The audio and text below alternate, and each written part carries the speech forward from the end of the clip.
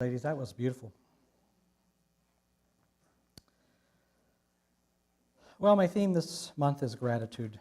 And I begin today with an old Jewish proverb that goes like this. A group of students came to the Rebbe. Rebbe, we are puzzled. It says in the Talmud that we must thank God as much for the bad days as for the good. How can that be? What would our gratitude mean if we gave it equally for the good and for the bad? The Rebbe replied, go to Anapol. Reb Zusa will have an answer for you. The students undertook the journey. Arriving in Anapol, they inquired for Reb Zusa, and at last they came to the poorest street in the city. And there, crowded between two small houses, they found a tiny shack sagging with age. And when they entered, they saw Reb Zusa sitting at the bare table, reading a volume by the light of a only small window. Welcome, strangers, he said. Please pardon me for not getting up. I have hurt my leg. Would you like food? I have some bread, and there is water. No, we have come only to ask you a question. Our Rebbe told us you might help us understand. Why do our sages tell us to thank God as much for the bad days as for the good? And Reb Zusa laughed. Me? I have no idea why the Rebbe sent you to me. He shook his head in puzzlement. You see, I've never had a bad day in my life. Every day God has given to me has been filled with miracles.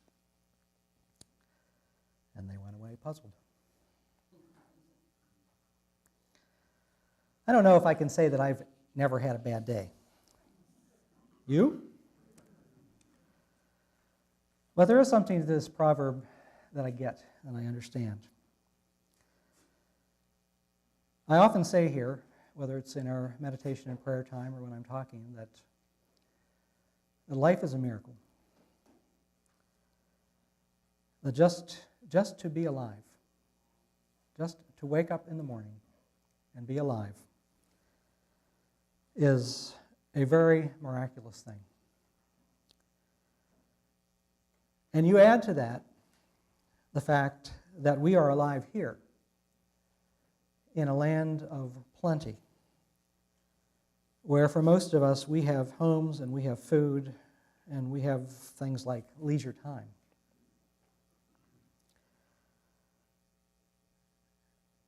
And we are surrounded by miracles. But I think sometimes that because we have so much, that we are in a position to take a lot for granted. And what we might have gratitude for, we often just expect as part of our everyday life. It used to drive me crazy if one of my children would complain about the food that was set before them at the table. And I would always want to say, that line, think of the starving children in Africa who don't have anything to eat. And I didn't say it. Did I, child? No. Because I remember that my father used to say it to me and my siblings when we complained about the food my mother cooked. And it never made the peas taste any better or easier to get down.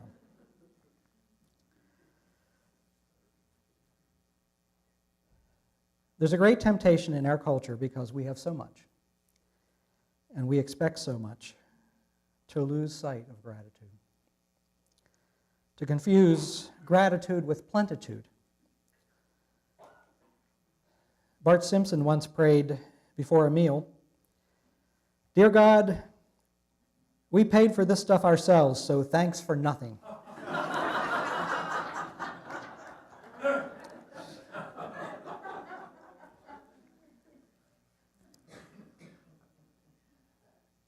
That's confusing gratitude with plenitude and thinking that we earned it and it's ours and it's the way it is. We're approaching Thanksgiving. Thanksgiving has traditionally been a time to give thanks to the Creator God for the gifts of life. and in particular in the fall for the harvest. When Thanksgiving began, of course, as a holiday in this country, giving thanks for the harvest was hugely meaningful because everyone knew how hard it was to bring in the harvest. And there were times when the harvest was lean. And that would mean winter diets of turnips and cabbage soup, and if one was lucky, dried beans.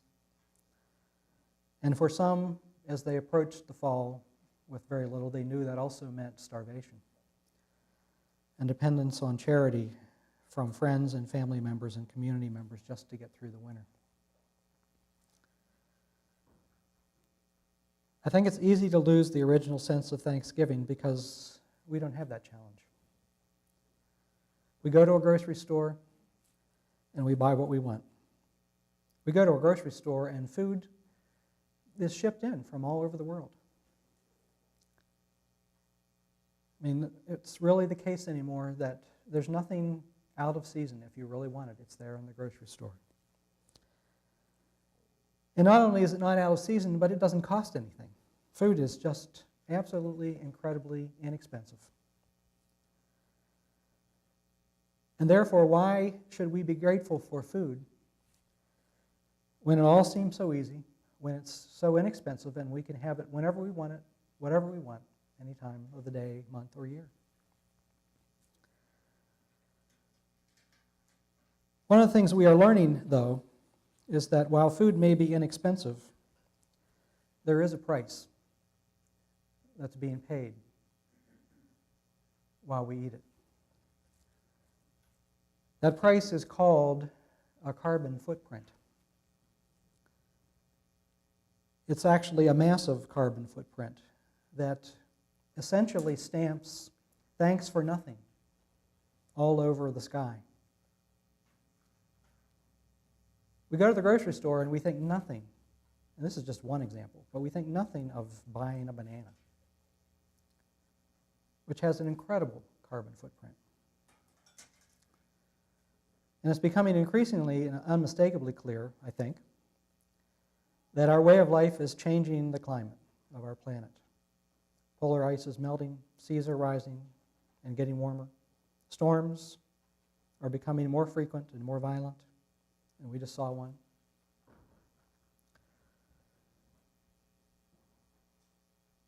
I actually hate, personally, to hear about global warming.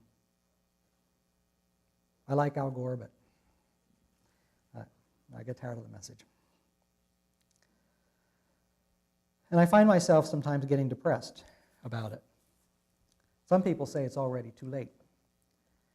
Others say that even if we change our way of living in the West, the rise of China, India's economic powers is going to dwarf the damage the West has done. So why bother? Even if we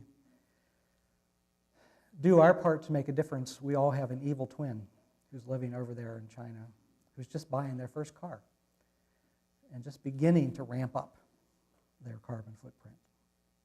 So why bother? A couple of years ago, Michael Pollan, who's the author of The Omnivore's Dilemma and other books about food and culture and climate change, among other things, wrote an article for the New York Times Magazine that actually had that title. It was "Why Bother?"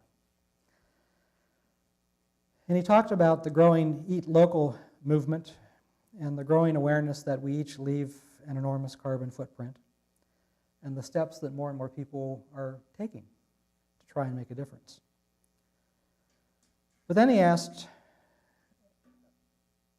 whether it really makes a difference, because everyone who tries to do something asks that question.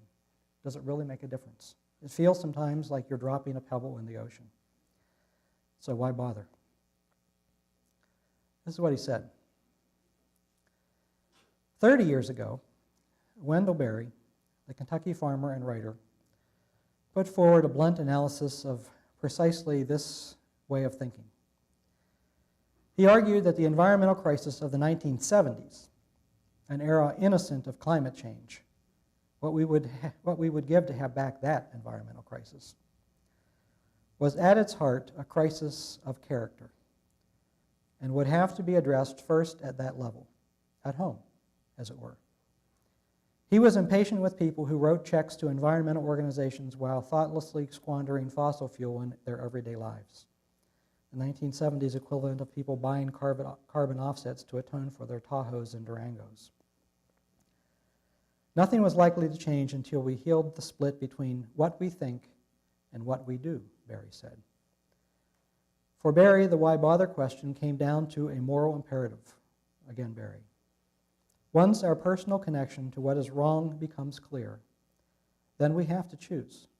We can go on as before, recognizing our dishonesty and living with it the best we can, or we can begin the effort to change the way we think and live. End of quote. Pullen goes on, which brings us back to the why bother question and how we might better answer it.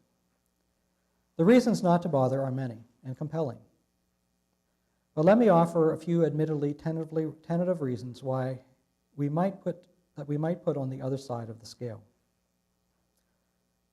If you do bother, you will set an example for other people, including your children, if you have children. If enough people bother, each one influences